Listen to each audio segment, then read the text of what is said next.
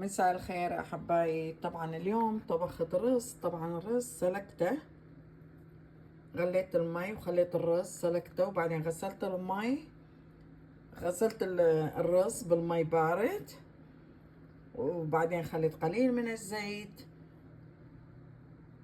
وطلع بهالقوام. خليت معاه الحمص، شايفين الحمص؟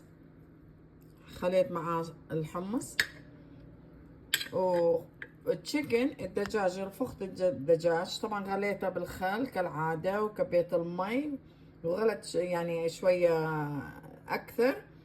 بعدين خليته بالإير فراير، خليت البابريكا والفلفل الأسود والجارليك باودر وأنيون باودر وقليل من السينمان الدارسين، والملح المشكل، الملح الأحمر، هاي كلها، وخليتها مع بعض بالاير فراير واستوى بهالقوام طلع.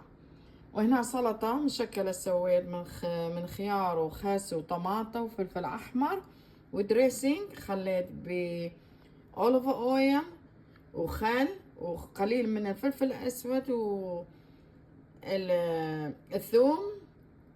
الثوم اليابس.